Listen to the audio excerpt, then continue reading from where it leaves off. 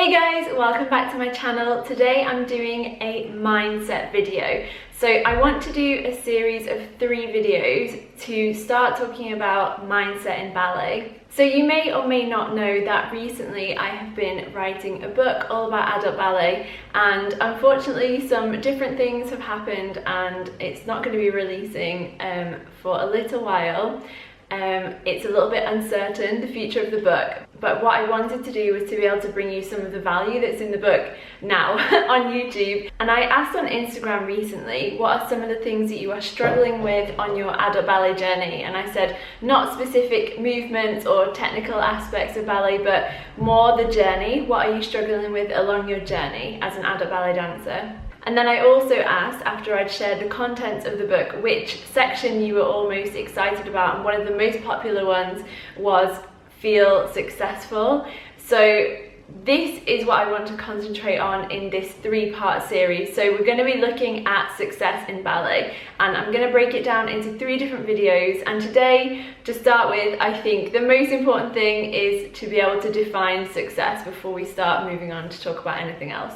And just before we get into this, I want to make it really clear that these are not things that I was like born knowing or have always done by any stretch of the imagination. These are things that I myself have struggled with throughout my own ballet journey, and that's why I kind of think it's really important to talk about them, because they're things that are not that obvious, I think, because of the way that ballet is kind of taught and thought about, and all of the culture around ballet. And it's definitely not just ballet, like I think the arts in general, and even just anything that could be considered kind of like a challenging discipline. I think that there are some of these things that are similar and applicable to lots and lots of different things. So let's first think about success and what success means as an adult ballet dancer. And obviously this is different to people who are training to become professionals. Now that doesn't mean that unless you're aiming for that, you're not going to be successful, and I want to make that really clear. Our aims and objectives as dancers don't have to be the same. Our goals as adult ballet dancers don't have to be aligned with people who want to do this as a profession. In some things we will have similar goals and objectives to people who are training or dancing professionally, but in other things we may have different goals and objectives. So I think first of all it's really important to acknowledge that there is not one gold star waiting for the people who achieve X, Y, and Z in ballet, and that should be everybody's goal. And I think that's the first thing that we can kind of come to terms with, and just accept that we don't all have to be aiming for that same thing. So one more thing just generally about success before I go on to give a very specific example in ballet, is that success is not a destination. It's not like one day you do something and then all of a sudden you are a success in that thing.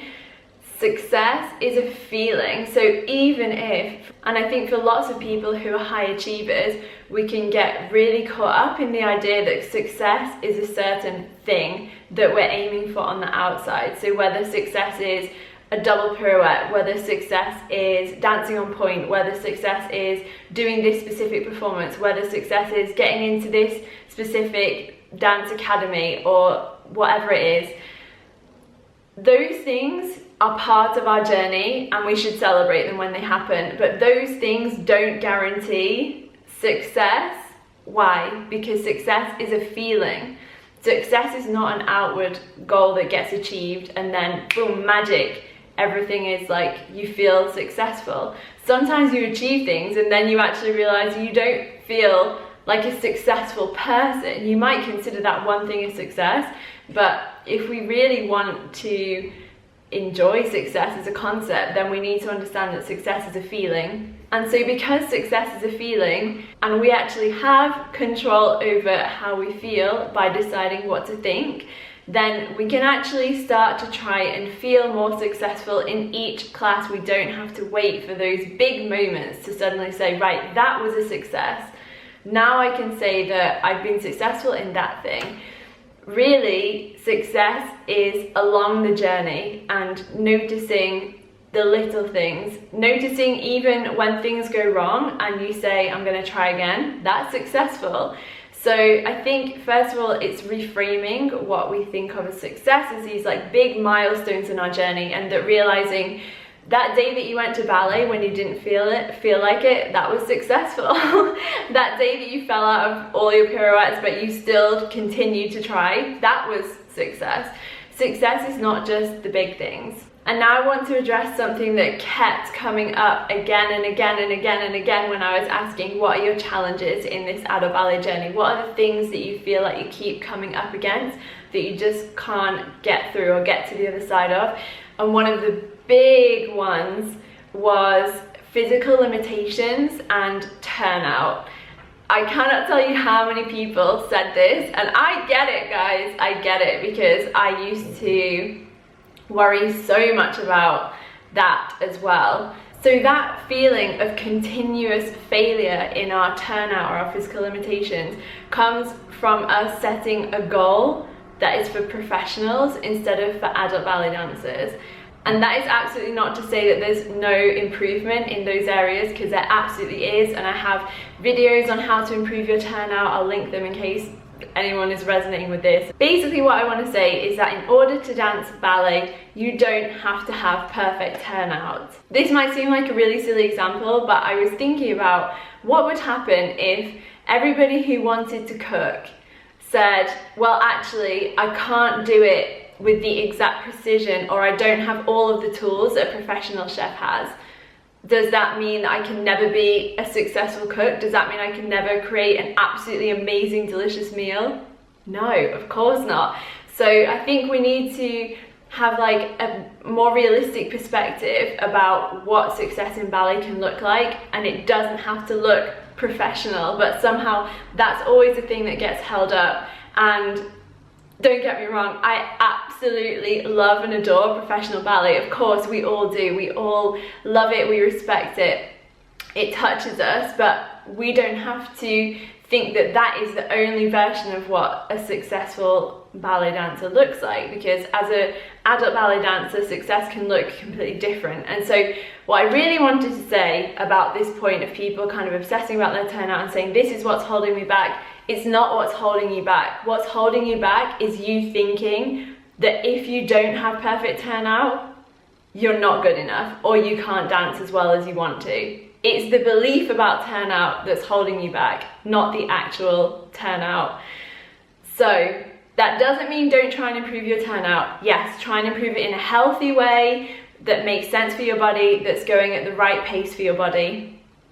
But don't let your excuses about not having good enough turnout affect the rest of your dancing, because for me it doesn't make any sense to focus on the places where you're limited when you can focus on the infinite possibilities where you have room for improvement. And really in ballet they are infinite, let's be honest. Even the professionals who have amazing turnout, they're still improving other areas and other things about their ballet. So for me, this is one thing that has really helped, is like just shifting my focus onto all the things I can do rather all the things that I can't do, or all the limitations that I have, because why on earth would I focus there when there's so much to be gained over here? So I hope that makes sense. This thing about obsessing about turnout is also another reason why I made my pro leg lines course, because I think a lot of people associate having good lines with having perfect turnout, but really there are so many other things that you're in control of and that you can practice and that you can get better at, which will make your lines look so much more beautiful. That obviously if they were combined with perfect turnout, then what have you got? A professional dancer. But we don't have to be that. We can improve our lines in the ways that we can while still respecting the turnout that our body has. And by the way, you guys, sometimes people assume that I have really good turnout and I don't. There was a point where I was really forcing it when I was at the conservatoire, and it wasn't healthy for my body, but the turnout that I dance with now is my turnout, the turnout that my body wants me to have. Obviously if I have a break it goes a little bit less, but then when I come back and I like strengthen up again and get more mobile around my joints, then I have like the turnout that I'm supposed to have. And people think it's better than it is. Why?